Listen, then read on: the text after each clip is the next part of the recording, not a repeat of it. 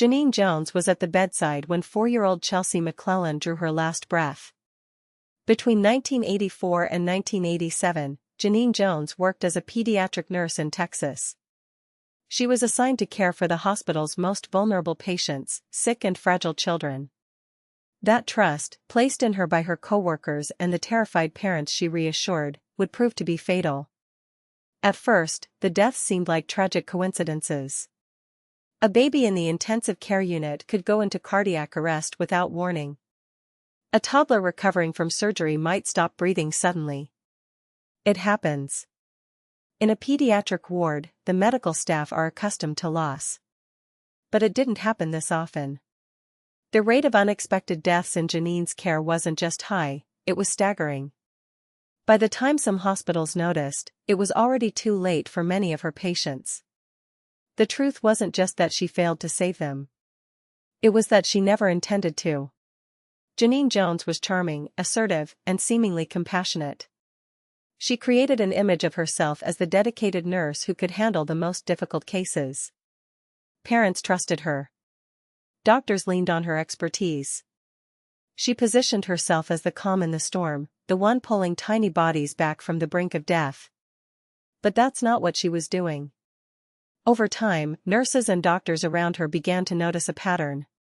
Children in Genene's care frequently went into sudden medical crisis, cardiac arrest, seizures, respiratory failure. These emergencies often occurred without a clear medical explanation. And Genene was always there to respond. When the crisis passed, she basked in the attention. When it didn't, she grieved aloud, making herself part of the tragedy.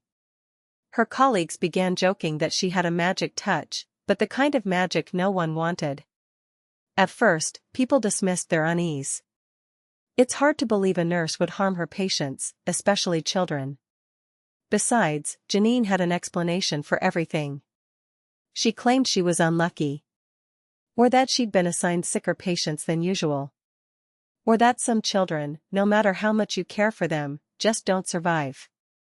The turning point came in 1982 at a small medical clinic in Kerrville, Texas. By then, Genene had already left a trail of suspicion behind her.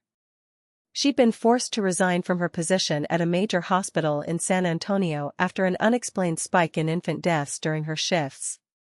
The hospital never pursued an investigation. Instead, they quietly let her go, passing the problem to the next facility. At the Kerrville clinic, Genene focused on pediatric patients. Chelsea McClellan was one of them. Chelsea was a happy, healthy 4-year-old. She came to the clinic only because her parents wanted her to receive routine immunizations. Genene was the nurse assigned to administer the shots. Shortly after receiving the injection, Chelsea stopped breathing. Her mother, Patty McClellan, watched helplessly as her daughter's body went limp. Genene sounded the alarm and began emergency measures. Doctors tried to save her, but Chelsea died on the way to the hospital. The injection Genene gave her hadn't been routine.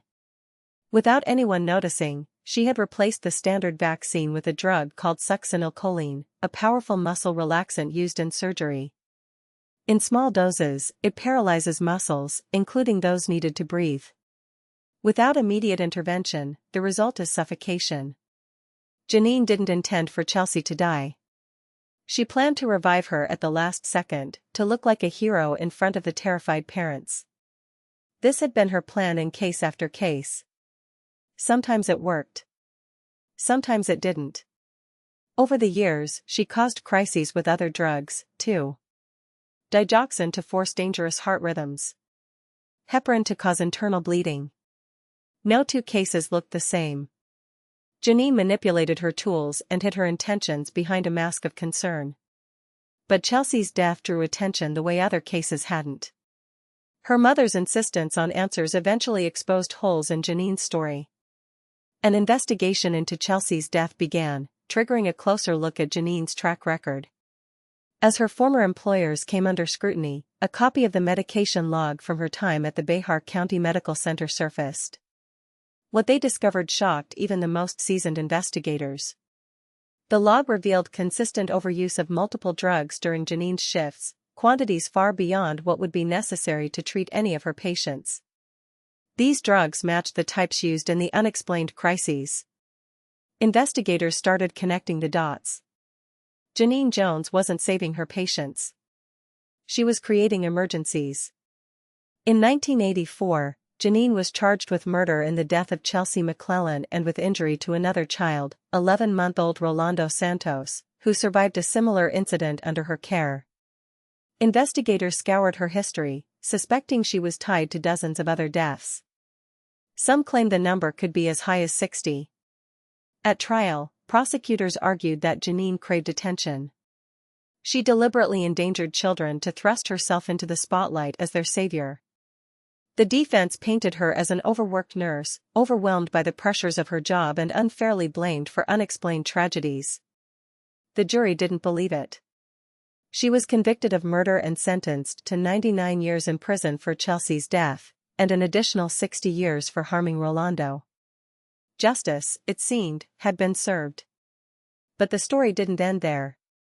Under Texas law at the time, even prisoners with lengthy sentences were eligible for parole after serving a fraction of their term. In 2018, Genene, who by then had spent more than 3 decades in prison, was set to be released. When the news broke, public outrage followed. Prosecutors worked to bring new charges before her release date, using evidence from older cases that had never gone to trial. In 2020, as she awaited hearings on those charges, Genene Jones pled guilty to yet another murder, that of 11-month-old Joshua Sawyer, who died in 1981. She was sentenced to life in prison. Genene is now 73 years old and remains incarcerated. She will likely never walk free. But the full scope of her crimes may never be known. Many medical records from the time have been lost or destroyed, leaving families of suspected victims with unanswered questions.